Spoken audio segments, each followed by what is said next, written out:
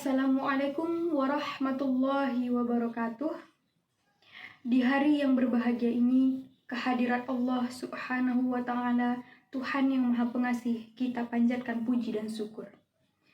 Atas izin, rahmat, dan karunia-Nya, kita semua berkesempatan untuk merayakan Hari Pendidikan Nasional ini.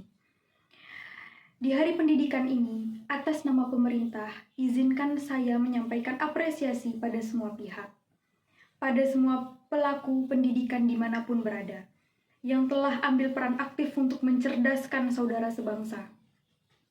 Untuk para pendidik di semua jenjang, yang telah bekerja keras membangkitkan potensi peserta didik untuk menjadi manusia berkarakter mulia yang mampu meraih cita-cita dan menjadi pembelajar sepanjang hidup.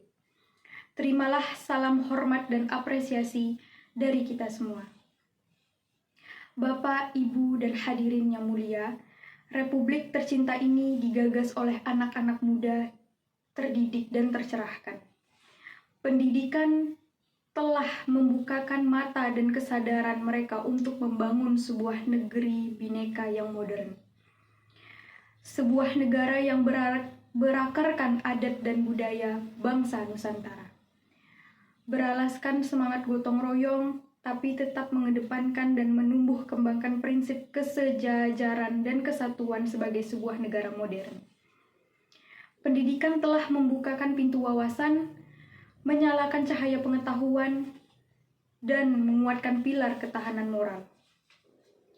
Persinggungan dengan pendidikanlah yang telah memungkinkan para perintis kemerdekaan untuk memiliki gagasan besar yang melampaui zamannya.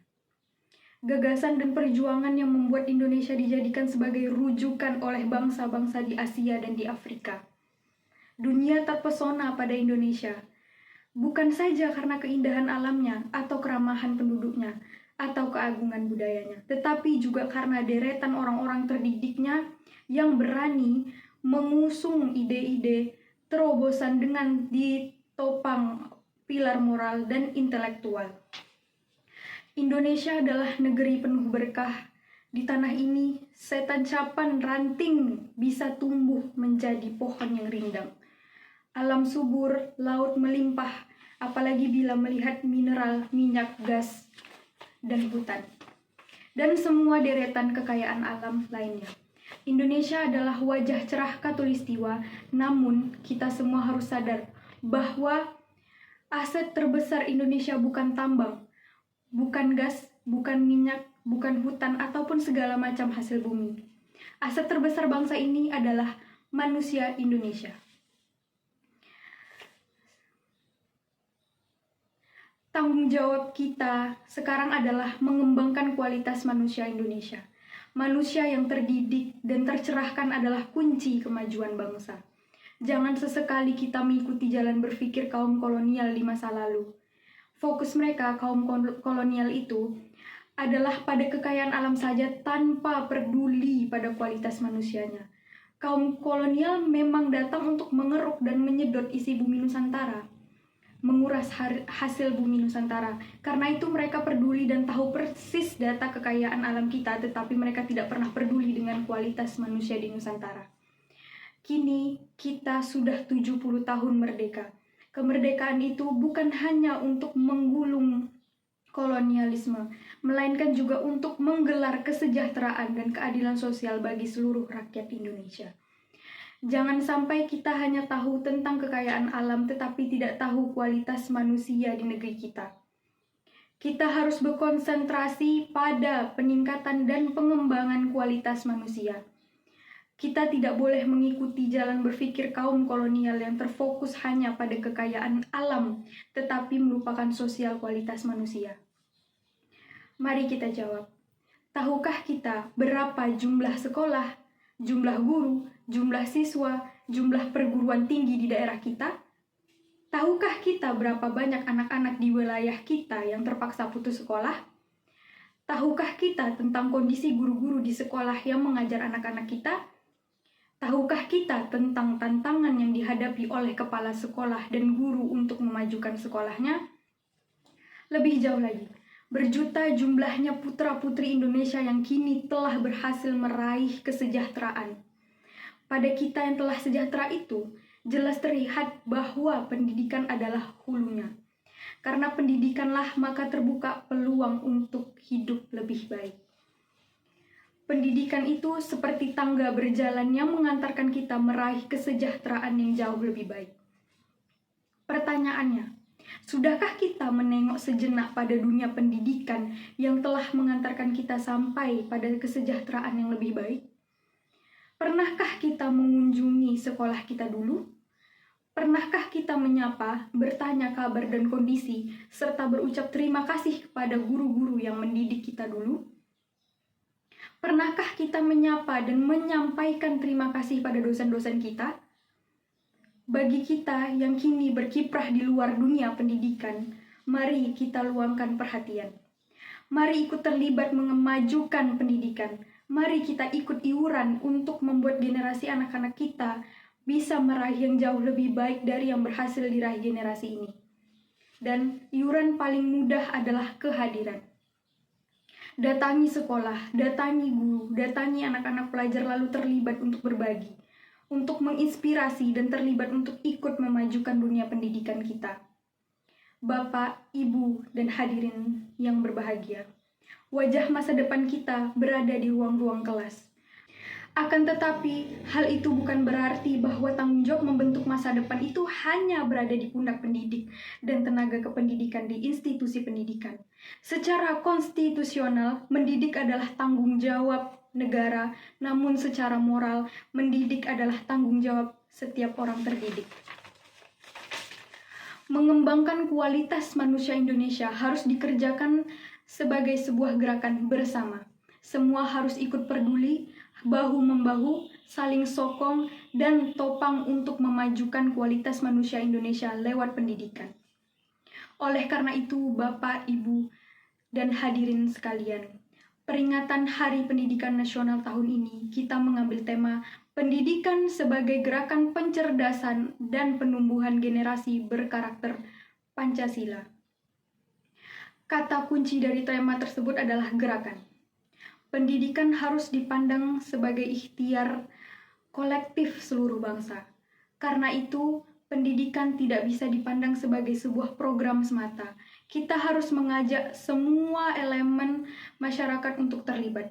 Kita mendorong pendidikan menjadi gerakan semesta, yaitu gerakan yang melibatkan seluruh elemen bangsa. Seperti masyarakat merasa memiliki, pemerintah memfasilitasi, dunia bisnis peduli, dan ormas atau lembaga sosial masyarakat mengorganisasi. Berbeda dengan sekedar program yang perasaan memiliki atas kegiatan hanya terbatas pada para pelaksana program. Sebuah gerakan justru ingin menumbuhkan rasa memiliki pada semua kalangan.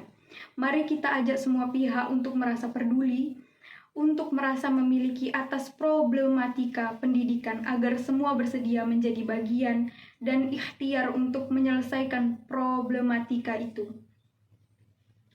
Gerakan pencerdasan dan penumbuhan generasi berkarakter Pancasila adalah sebuah ikhtiar mengembalikan kesadaran tentang pentingnya karakter Pancasila dalam pendidikan kita.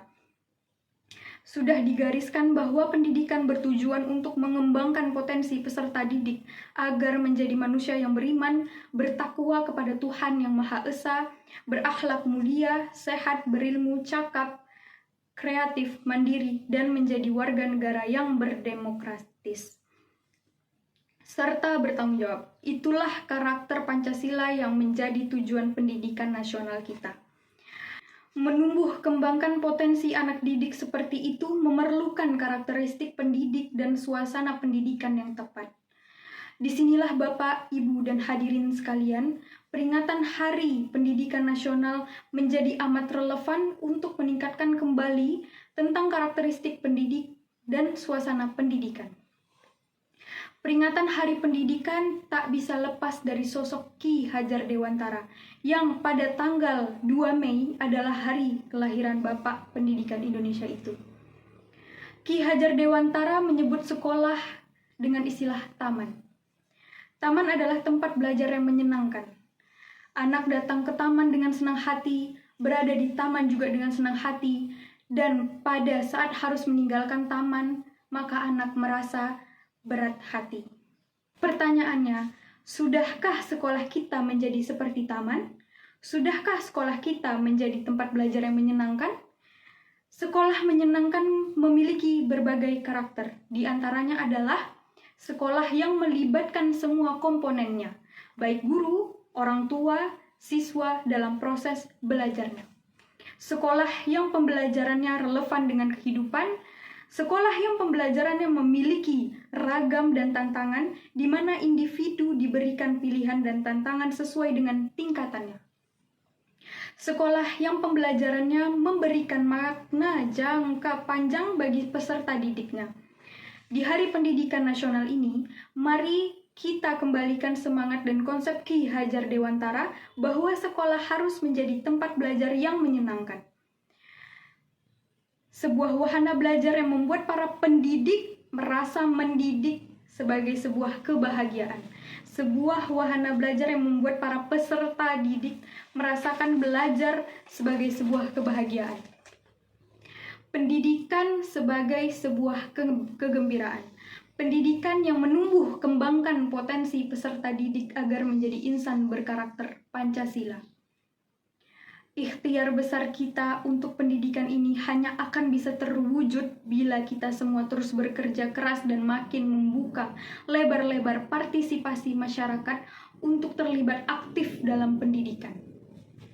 Mulai hari ini, kita harus mengubah perspektif bahwa pendidikan bukan hanya urusan kedinasan di pemerintahan, melainkan juga urusan kita, dan ikhtiar memajukan pendidikan adalah juga tanggung jawab kita bersama. Mari kita teruskan kerja keras, kerja bersama, dan kerjasama ini. Semoga Allah Subhanahu wa Ta'ala, Tuhan yang Maha Kuasa, selalu membimbing kita agar dapat meraih dan melampaui cita-cita bangsa kita tercinta. Selamat Hari Pendidikan Nasional, jayalah Indonesia.